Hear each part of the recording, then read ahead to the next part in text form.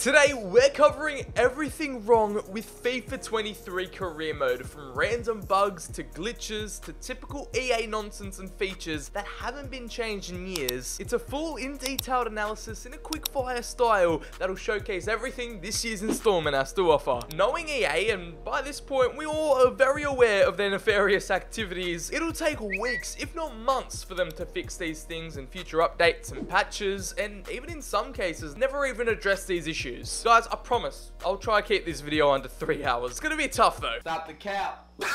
Thanks to the FIFA code for being so old and unchanged, EA attempting to quote-unquote add new features single-handedly breaks the game in so many intricate ways. It's actually quite entertaining to watch from afar and admire, and then we're left to deal with the consequences. Guys, I've got an offer for you. Do you want to become a free beta tester today? Well, play any EA Sports title on launch day, and away you go. I don't know who at EA tests their games or what third party gets involved, because clearly they don't do a great job, because in every single FIFA launch day, there seems to be new issues popping up. For one, this is the last EA FIFA game ever to be released, so let's see if they go out on a high.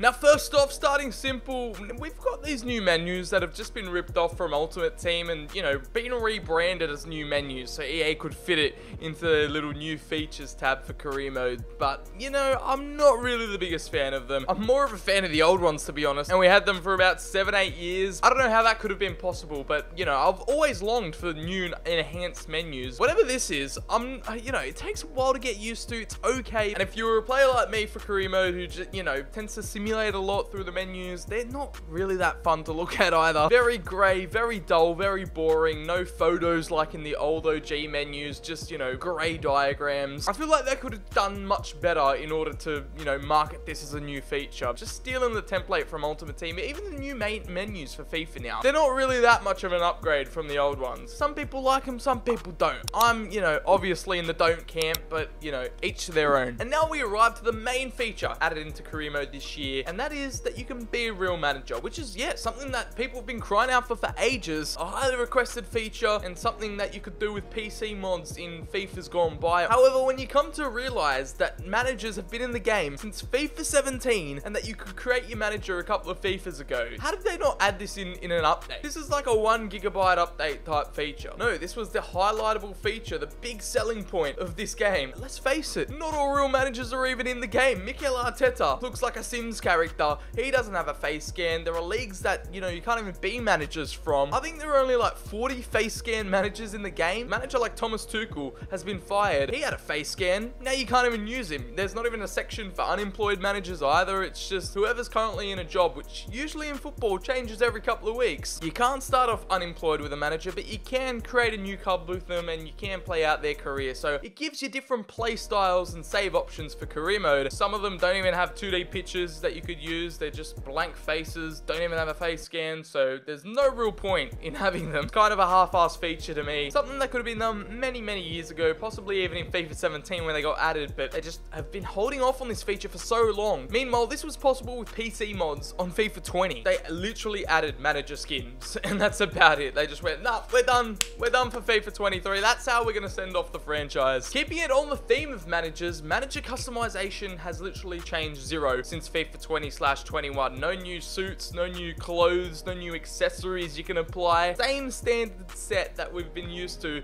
since it first got introduced. Like, what is the actual point if they're not going to keep adding and building to the customization system? And considering PC mods have been importing clothes from Volta and all the other different game modes, things you can do on PC with mods are absolutely insane. And I feel sorry, I feel bad for all the console users, but hey, that's just the reality of things. But it would be nice if it gets updated every once in a while. I don't know, just something new. A small visual bug here is that the trophy news cutscenes in the news menus, which has been a problem for a couple of FIFAs now, don't even work. And this especially came into fruition last year with the addition of the Conference League. When it showcases the winners, sometimes it shows the Champions League trophy, has a different competition branding in the background. The news title screens are like where 90% of of these glitches come from anyway. So they're just like an entertaining show reel to keep on in the background. Just, you never know what's going to pop up in those windows. The old 5-slot training feature is still in the game. Not in manager career, but player career. And it just shows how much, you know, EA don't really care about player career mode. Never really got much love until this year. The old system, which some people, you know, prefer a little bit more than the new one, because you didn't actually have to play the drills, you just simulated them all with one click. The new training system with the manager careers hasn't even migrated over to My Player, which is quite sad. Keeping it on the same track with My Player, you can buy a bike, you can buy a mattress, you can, you know, start an esports team. All these different things you can now do with your money in player career mode. However, you can't actually use them or see it or, you know, interact with it. It is just all simply visual, just to gain some points and upgrade your stats. You know, there's no real world elements in this like in NBA 2K. I don't know, maybe we'll have to wait until FIFA 30 until you could do all that. But yeah, EA have been really slacking on My Player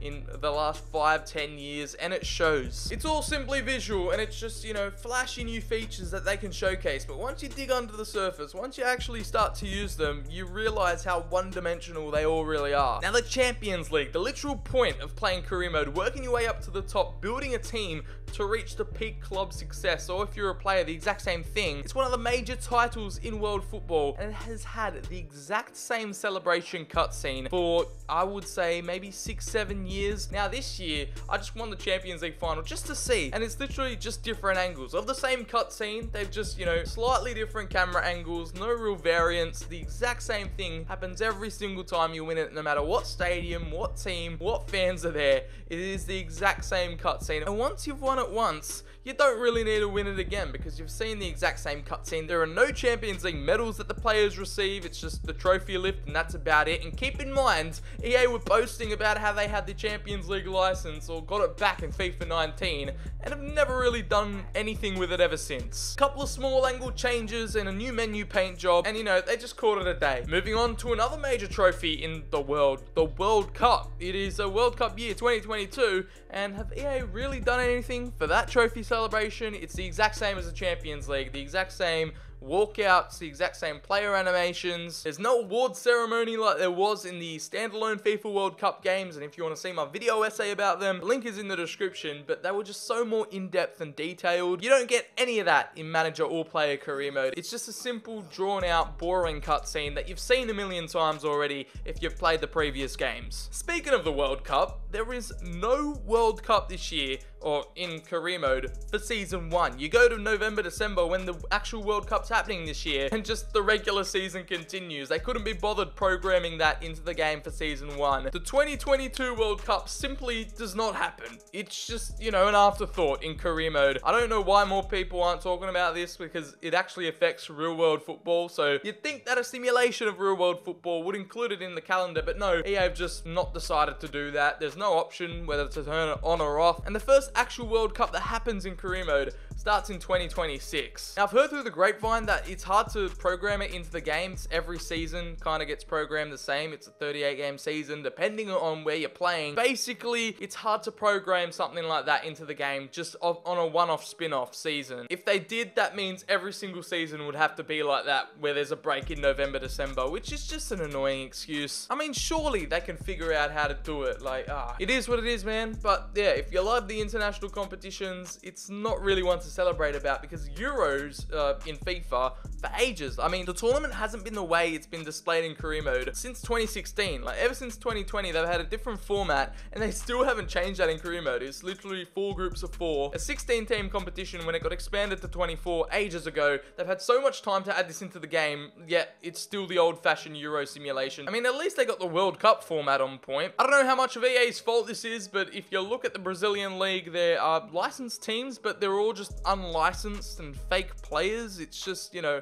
like PES names. They don't have 2D images, no face scans or anything. I mean, they're real teams there, but the players are all just randomly generated. I don't know, it's kind of weird, but if you're a fan of having career mode in Brazil, yeah, it's not really the most realistic experience, let's say. Now, the Youth Academy has been one of the cornerstones of career mode for so long now, one of the most popular integrations in the game, and it hasn't had any changes since about FIFA 21. Like, we had the automated Youth Academies where you get a bunch of players already in there from the start, and no significant changes have happened to it since since then. I mean, we've had the homegrown talents, and that's about it. Like, the Youth Academy can be one of the most fun features to use in career mode. Just had no significant upgrades to it, even in the youth scouting as well. That's been the same ever since like FIFA 12. It's disappointing, but hopefully one day we can get like an under 23s, under 21s team where you can manage and simulate their season as well, but we're probably still a far way off that. Another irritating issue that people have been, you know, really upset about and in arms for a couple of years now is that if you send a player out on loan that's not in your league or a competition you're playing in that season, you can't see their stats on how they're doing, how they're performing. You just see 0, 0, 0, get no insight on how they've done. Meanwhile, if you loan a player to your team and you're not playing them that much, you're just bringing them off the bench and their parent club aren't happy, they can easily just take them back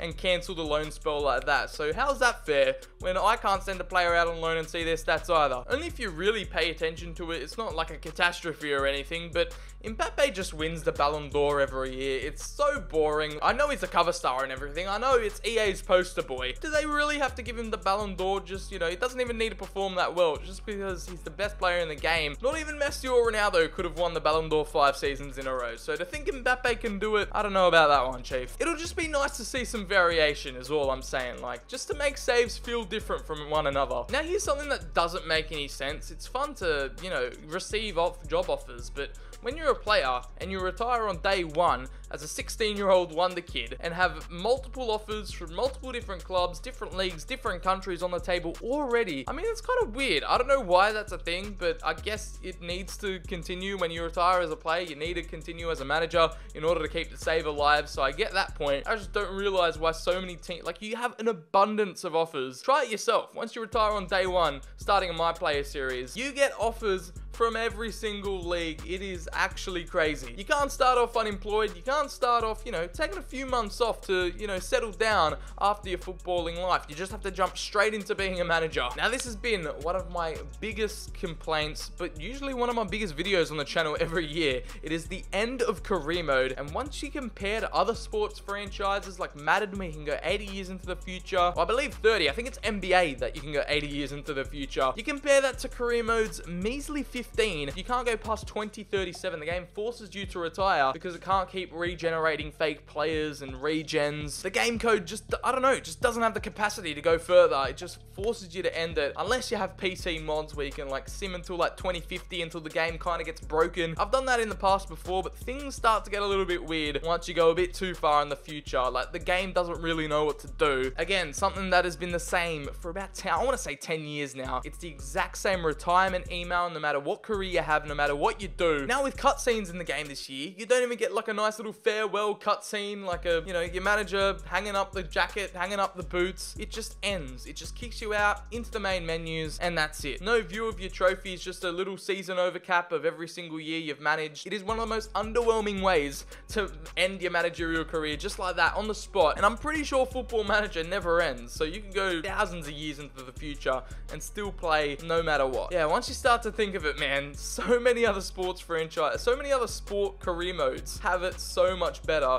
when it comes to simulating into the future, and it's just so limiting in career mode. Right, now the practice arena used to be one of the most goated features, the most iconic things about FIFA in the past. You think about FIFA 12, FIFA 11, the arenas we had, the different locations, the environments in those practice arenas were absolutely insane. The hours you'd spend in there, just listening to the soundtrack, doing skill moves, flicking the stick with Neymar, just because you were bored. And to think that it's been reduced to a random training ground for the past 4 years, 5 years even. I think since FIFA 19, we've had the exact same practice arena. You can't change it like you could in the old days. You can't customize it. You can just change the player and the keeper, and that's it. It's been the exact same environment. What you used to be able to do in the practice arena as well, like have a practice match, do custom set pieces, all those options have been deleted since like FIFA 16. It's just annoying to see something that was so loved and spent so many hours in dwindle down to the shell of a feature. Free agents are another popular avenue to acquire players. If you're on a budget, if you're a small team, if you don't have the finances, they are the perfect route to pick up some new recruits, and they just wear pro clubs jerseys for some reason. Just like, why? Just a random creative choice, EA. I don't know what you're thinking with that one. Why don't they wear like suits because they're kind of unemployed, or like how they wear them in the cutscenes, just a random shirt? Why do they have to go full kit wanker with the pro clubs jersey? Thanks to the addition of Volta, there are some fake players that are just lurking in the club transfers. You can't really add them into a game, I guess, but you can kind of look at their their stats. I don't know, it's weird. There are just fake player after fake player in club transfers, and it just hasn't been an issue fixed for ages. Small quality of life feature that could be attended to, but EA just don't really care. Guys, let me tell you, there are 3 certainties in life: death, taxes, and EA somehow ruining career mode. I still can't comprehend how EA have brought back this feature from previous career modes and not put sponsors in the game. Not even real ones. It could be fake ones. Just any kinds of sponsorship deals for your creator club fictional team. I mean, people have been crying out for that. You couldn't even customize your goalkeeper jersey in FIFA 22, so that was already a major problem. They just never fixed it. Waited until FIFA 23 so they could market it as a new feature and a new addition. But that and having sponsors in the game should have already been in Creator Club, but we're still waiting for it. Speaking of sponsors, how are there still no sponsors in actual authentic club career mode? Like, we used to have sponsors back in the day on FIFA 10, FIFA 11. Even I remember them. Some of the old, like, fake companies at the start of the season, you'd sign a deal. If you reach certain objectives, they'd pay you more. It was just a fun little side hustle, I guess, to get more money in the transfer budget, and that's been completely removed since, like, FIFA 12, 13. So sponsors have been something people have cried out for. A bit of nostalgia around them as well, and EA just refused to add them back into the game. No staff upgrades either, something that was in previous FIFAs, FIFA 07, FIFA 08. We're talking like nearly 12 years ago. Back on previous generations of consoles, we had more features than we actually do now. Staff upgrades and sponsors are 2 major issues that still in career mode should be a thing, but aren't. Now, this is a major issue that only affects a certain group of players, which is the PC community, and there has been so many reports, even for me, not being able to launch the game because of the FIFA new anti-cheat system with the PC version just failing to launch multiple times. There's been Twitter outcry, multiple videos on how to fix it, and still it doesn't work for people. That has been a frustrating issue for PC users. I think they've slightly fixed it, but there are still some problems lurking around that area. People that paid for the Ultimate Edition couldn't even have their 3 days early access because the game simply didn't play. Also now with PC FIFA, because of this new anti-cheat system they've put into FIFA 23, modding is going to be a bit hard. I mean, people figuring out ways and how to, you know, work around it, but it has made modding near impossible, and thankfully there's some modders out there in the community who are working on it. But yeah, it is not looking good for the PC career mode community this year. I was comparing career mode to other sports franchises and their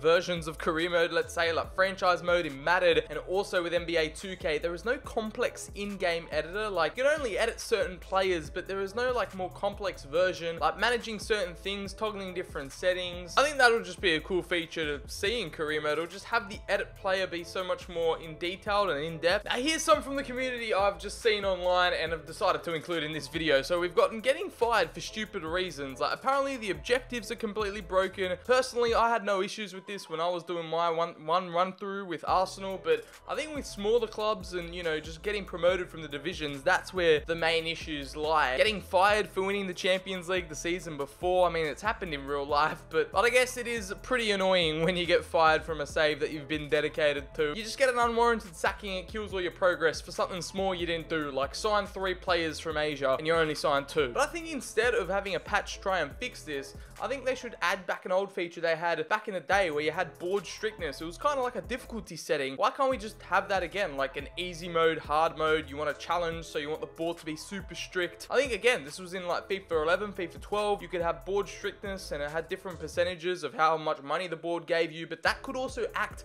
as like something, how tough the board are going to treat you in the whole entire save, like how hard negotiations are going to be, signing new contracts, signing players in the transfer market. Just like when you're playing in game, there needs to be a difficulty setting for what you do when you're an actual manager. There's even been reports of dynamic potential not really working properly like it has in the past few iterations of the game. I don't know how they've messed that up, but somehow the algorithm or the code has changed from this year's iteration to the last, and yeah, dynamic potential has been affected slightly. Here are some more Reddit submissions. I mean, yeah, the news cutscene tab is just the gift that keeps on giving. They actually even test career mode. I'm pretty sure I mentioned it in the beginning. No, they don't. We're the free beta testers on every launch at the game. This guy's just had his whole entire menu turn into a shadow and he's got no idea what's going on. The grading system, again, like 1.1 million player value, transfer sum was the exact same as his value, and it's a bad negotiation in their their eyes. It's an F because he could have got £0 more profit. Like, I'm sure that wasn't their intent adding this feature, but it just doesn't work. I want to know who they've hired to give out this financial advice because they are on a different level at the moment. Absolute nonsense coming out of it, and you just put up with it. Yeah, the grading system is actually a joke, so the brand new feature is just completely useless. This was a Youth Academy glitch in FIFA 22, still hasn't been fixed nor resolved. It's the homegrown talent. When you get a goalkeeper,